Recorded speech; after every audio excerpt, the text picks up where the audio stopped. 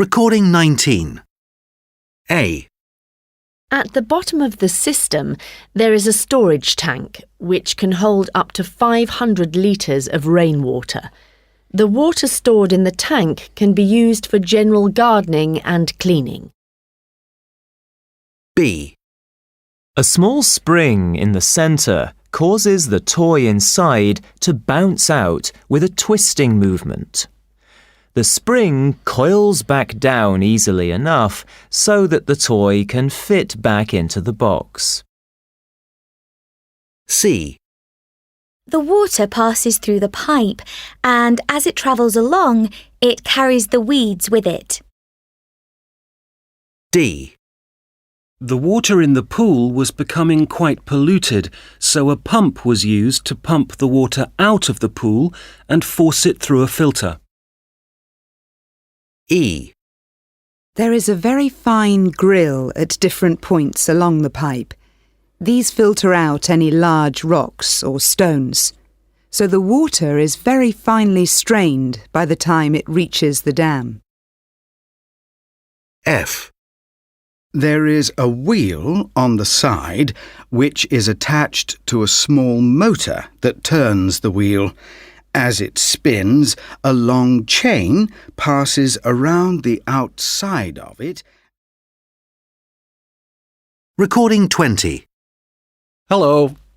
I've come along to tell you about an invention of mine called the Party Popper Machine. Here is a diagram of the machine, and I'll just explain how it works.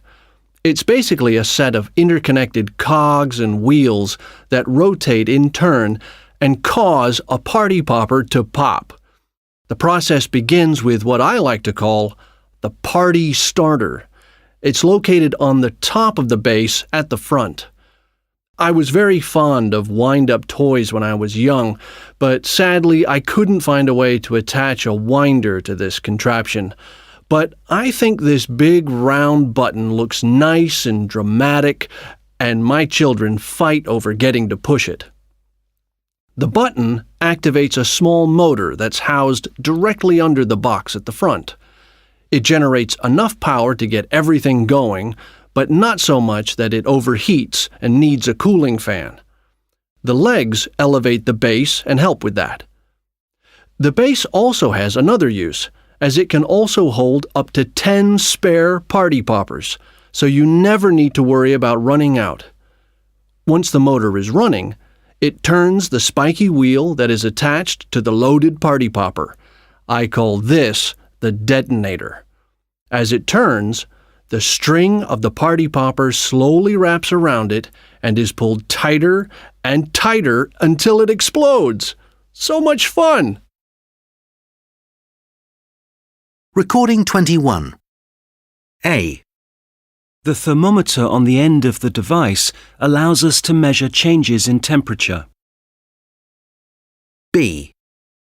I had to use my calculator to work out the final figure and calculate how much profit we'd made. C. We put the animals onto the scales to weigh them and recorded their weight at the beginning and end of the experiment. D. We attached a speedometer so that we could measure our speed and adjust it if necessary. Recording 22. Here's how to wrap a present. First, gather together all of the things you need: wrapping paper, sticky tape, scissors, some ribbon, and, of course, a present.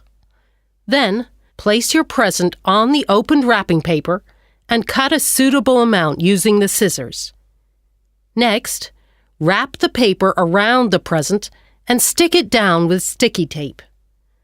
Then, neatly fold up each of the ends of the paper and stick them down. Finally, tie the ribbon around your present. It's now ready to present.